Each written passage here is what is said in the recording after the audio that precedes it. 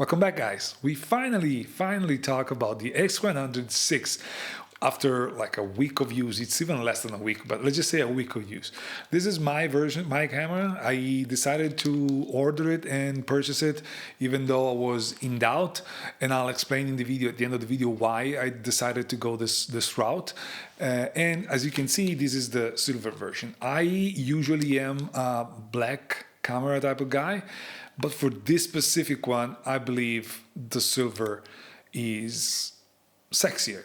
Just say sexier. One of the attractive factor of this camera is its looks, the fact that it's a sexy camera. So I went for the sexiest version of it. And for as silly as it seems, this is also why the predecessor became viral 2 years ago, and it stayed viral for basically the entire time we were waiting for this to come. So I'm a victim, I'm a fashion victim on this, and on this only, because I'm not a fashion victim on anything else, and I'm proud of it.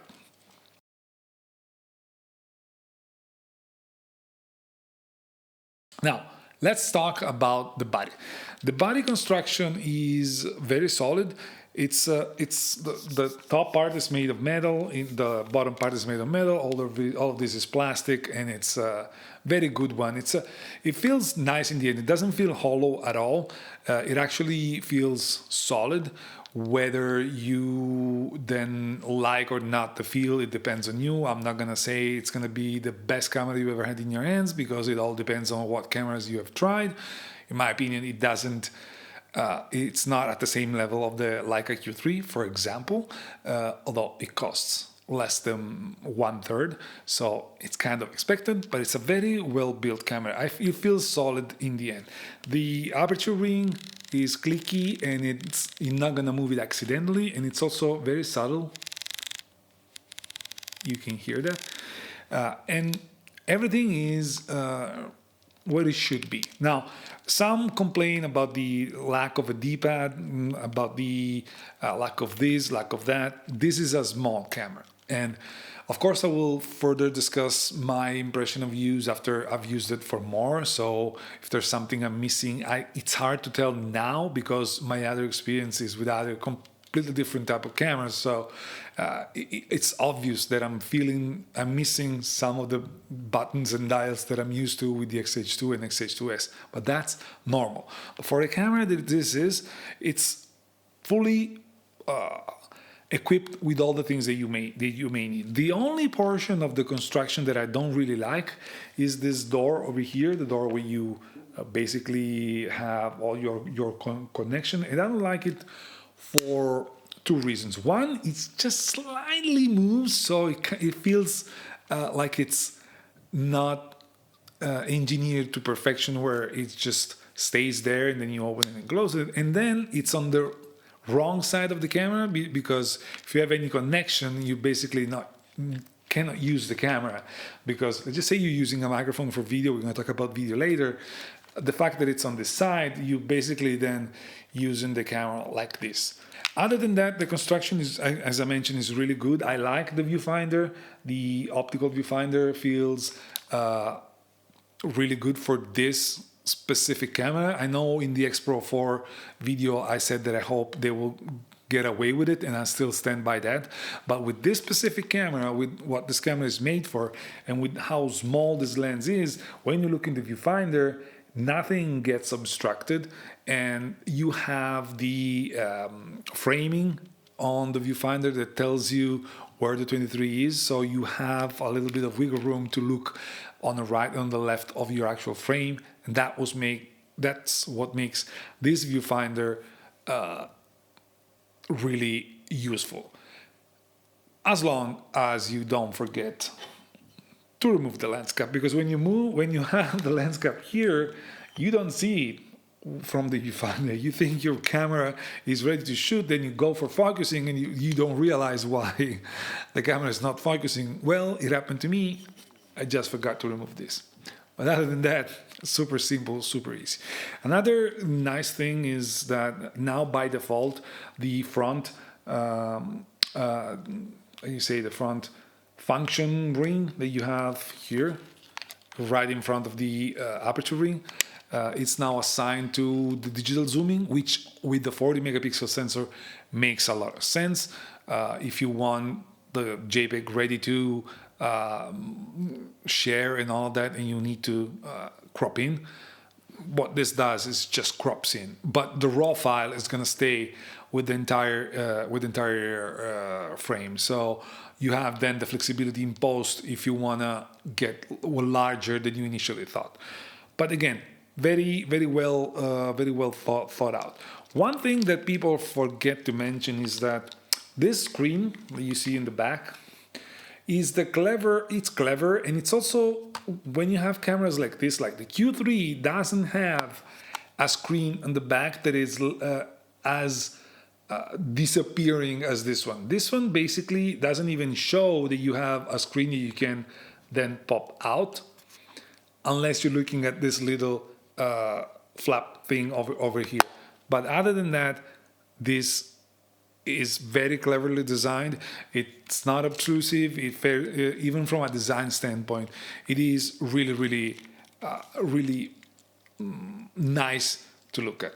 So from the construction standpoint, it's really good. It's not the best camera in the world, of course, but it's a really good camera. The battery door is at the bottom. The one thing that I hate is that the battery door is very close to the tripod plate. So if you have the tripod plate, let's just say you're using the capture clip and all of that, to swap the battery or swap the memory card, you have to remove your tripod plate. That's annoying.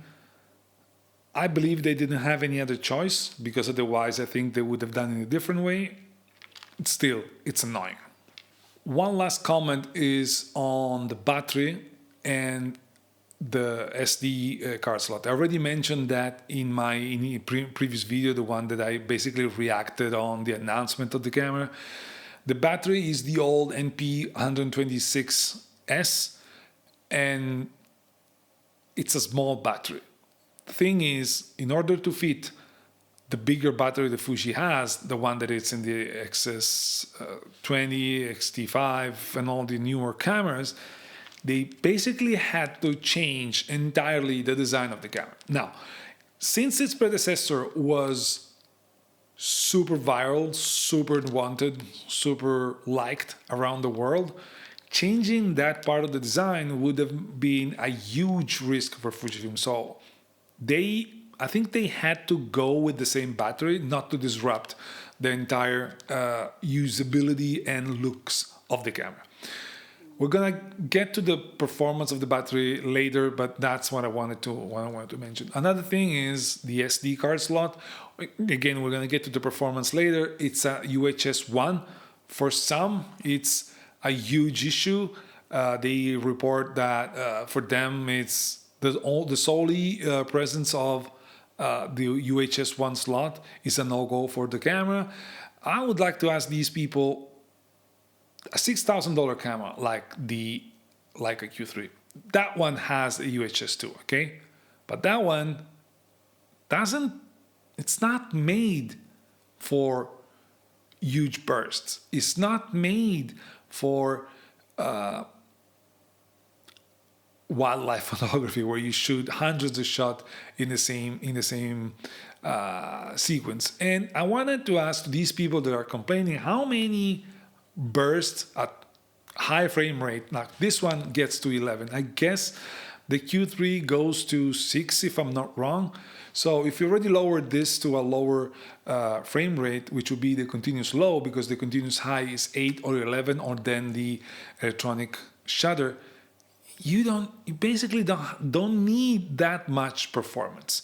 I just wanted to mention the fact that, in my opinion, while it would have been good that there was a UHS 2 slot, I also think that probably due to heat dissipation and the need to then change the layout of the camera to allow for a better dissipation would have again changed the layout of the camera, making it different, and they didn't want to make it different. The X100VI made so well that they had no will to change the winning formula, and rightfully so.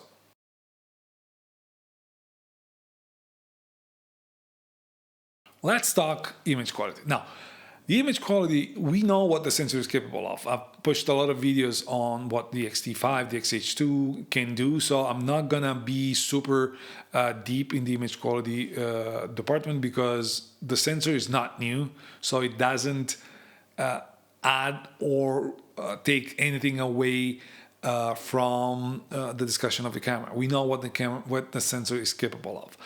What then makes a difference is the lens. Now, people have mentioned that they wanted the lens to be redesigned, that it should have been redesigned, that it should have been made better and all of that. But this lens was redesigned with the previous version, taking in consideration the fact probably that they would have gone with a higher megapixel sensor. And in my initial testing, was done with pets, my wife, and a session of street photography. So not a huge sample size.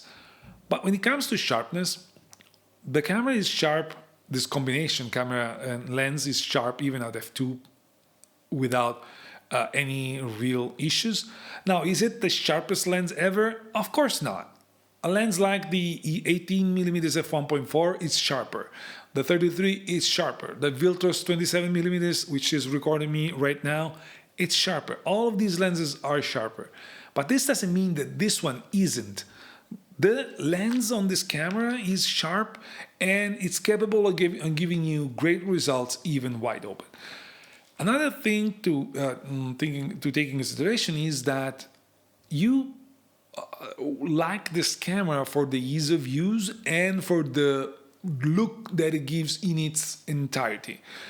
I don't think anyone buying a camera like this or the Leica Q3 is looking for the best sharpness ever. Of course, the lens needs to be sharp, and again, this is sharp, but you're not looking for clinical sharpness. You're looking for a look that, for you that you're shooting, is immediately recognizable and gives you that, I don't know, that something different that you cannot get from your other like workhorse camera. Because this camera, this is a therapy, for me at least, it's a therapy camera. It's a camera that you use for fun. It's a camera that you use when you don't want to be you don't want to superimpose yourself the pressure to get in the shot at all costs. You don't want to feel like working. I mean, someone's gonna tell me, no, I'm gonna work. I've worked with the X100. I know. You can. I'm not saying you shouldn't. But at the same time, what I'm saying is not what the main purpose of this camera is. And so for that reason, I believe that the overall look that you get out of this camera when it comes to picture is great. You can focus relatively close. It's actually a macro lens, so you're not gonna get that macro vibes, but it's okay. You can focus close enough, and it's reasonably sharp even at the minimum focusing distance. But in general, the look that you get is different, is vintagey to some extent. Don't take it the wrong way. I'm not saying vintage to cover for flaws. I'm just saying that it's got a look that it's not as clinical, as I mentioned already, as other combination of camera and lenses that you get even within the Fujifilm lineup. And to me, that is good. That is a good thing, because you want this camera to be different from the others. You can get an X-T5 and a 23mm f2. It's basically the same thing, same sensor, same focal length. Yes, it's bigger, but you can get that combination. If you're aiming at changing lenses, that's where you should go to. And if you're aiming at perfection, that's where you should go to. This camera gives you a specific look, and if that's what you're looking for, you get your money worth. One thing that is important when it comes to image quality is also the stabilization. The image stabilizer works really good in photo. I've been able to shoot 1/4 of a second without particular issues. The camera was stabilizing my photo really good. I got some 1/2 of a second exposure decently sharp. I never got a second one, sharp enough. And that it's not 6 stops. This is not the advertised 6 stops. But even if it's 4, even if it's 3.5, it's fine. It's a huge improvement over the previous one, which was not stabilized. And that, for shots where you want the subject to be blurry, the moving subject to be blurry, but the background to be very sharp, that's what this camera allows you on top of what the previous version was allowing you. Of course, you can do the same thing with the tripod, but it's not as easy to use. It's not as free to use. It's not as funny to use. And that's why I believe the stabilizer in this camera makes a lot of sense and works reasonably well.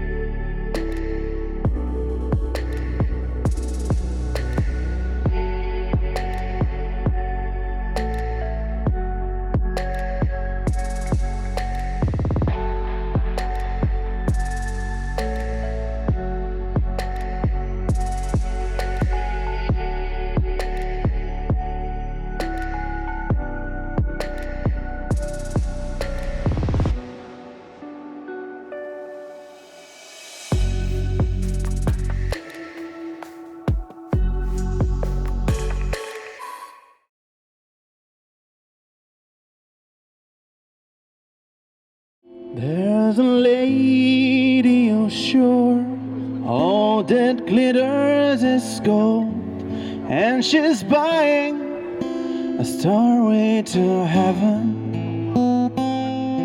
When she gets there, she knows if the stores are closed, with a word she can get what she came for.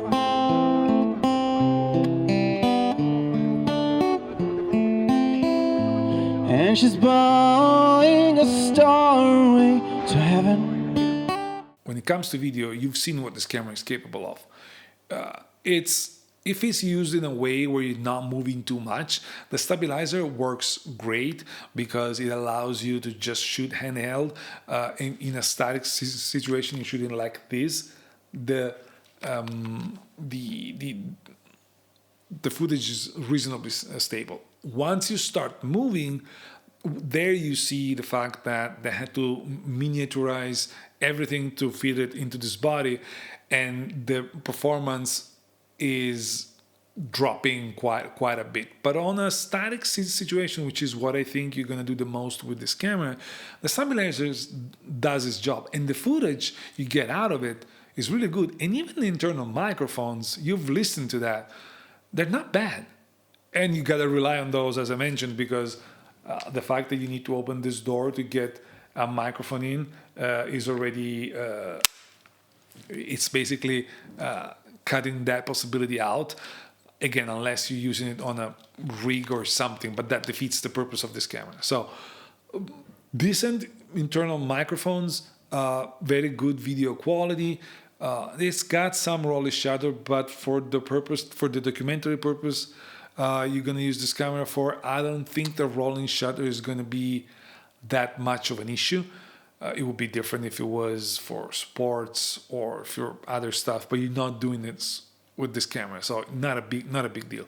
For those situations where you need it, you're documenting something and you want to add a video to your photos, you can finally use the video on the X100. And on top of that, you have the force stops and the filter.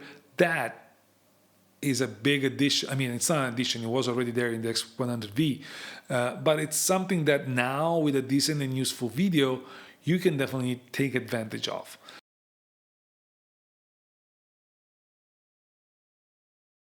The autofocus on this camera has all the new algorithms and tracking subjects and all of that that you have with the newest camera. And on top of that, for video, you have also the touch tracking. I haven't tried that one yet. I'll reserve that for another video.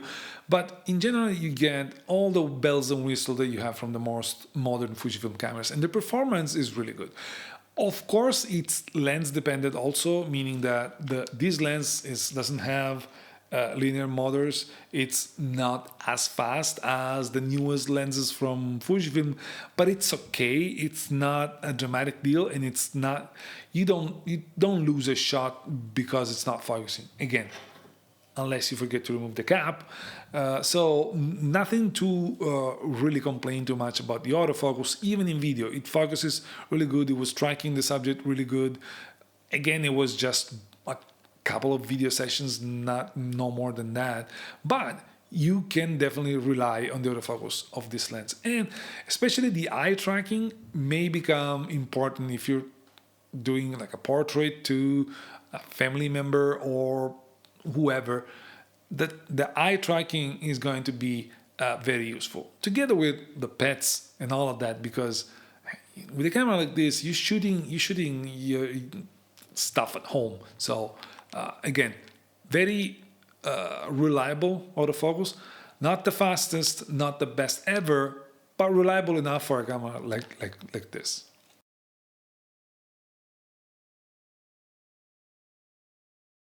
So in conclusion, let's talk about the two things that people are criticizing the most, which is the battery and the SD card. I already mentioned probably the reasons for these decisions are not to disrupt the overall look and feel of the camera, but what is the actual performance of the battery, for example? Well, the battery lasts longer than I expected, and you got a trick up your sleeve because this camera is stabilized, so you want to take advantage of that, and you should use the stabilization. But the one thing is, especially if you're using the optical viewfinder, but even if you're not using the optical viewfinder, you're using the screen or the electronic viewfinder, turn the stabilization off while you're framing and leave it on shooting only. What that does is it's gonna save a lot of battery juice, and it's not gonna affect your vision, because one thing is to have a stabilized vision if you're shooting with a 600mm. In that case, you cannot use the stabilizer only for shooting, because it's really hard to frame something at 600mm without stabilization. But with this 23mm, so 35 equivalent, you can do it with no issues. So turn the stabilization off while framing and use the setting shooting only. That is going to save a lot of power. Also, if you're using this camera for street photography, it's very fast to wake up and shoot. So just turn the camera off. It's going to be, look at this. I'm going to show you how fast it is. 3, 2, 1, go. You took a shot in less than a second. Now, if you're doing street, what you usually do, you walk, you start seeing something. The moment you see something, it's just automatic. Click it on, then bring it to your eye and shoot. That's easy. It's not gonna make you lose any shot. So just be smart with the use of the battery. I know that today we're used to better, longer lasting battery, but to be honest, a 2-hour shooting, 2-hour street photography shooting turned in consumption of less than half of the battery, brand new. So I believe that as I keep recharging it, it's going to get better. But brand new, like the first week, 2 hours of shooting, less than half the battery was used. So it's not as bad as people think it is. So just be smart. You just gotta be smart. That's it. If you want a small camera, you're gonna have a small battery. So you gotta find better ways to work around that. When it comes to the SD card slot, the UHS one thing, again, it's not a big deal. I rarely shoot a camera like this with a burst, and I basically never shoot a 11 frame per second burst. If anything, it's going to be a 5-6 frames, no more than that. And for that, you have more than a couple of seconds of burst. Then the camera is going to be buffering for a bit, but you can still use it. So don't stress out on that. Again, it would have been nice to have an UHS too, but if that meant disrupting the camera, it's good like that, because that type of performance is not for a camera like this. That's something that I wanted to mention. After using it, I never in a week. Anyways, during this time frame, I didn't feel slowed down by the card slot. That's my experience. You may say that I'm biased, I'm a Fuji enthusiast, whatever. You say whatever you want. That's my experience. Other than that, the camera is very fun to use. It's very well built, it's stylish, it's sexy, and people that want to hate on this camera will say that you're buying it just because it's sexy. It's probably not true, but even if it is, who cares? It's your choice, it's your money. If you buy it because it's sexy, so be it. Fuji did something smart. There's a lot of people that go for sexy objects, not sex objects, okay? Sexy. This is one of those. They're gonna sell a lot of those. Who cares if it's just for that? Who gives a flying, you know what, about that?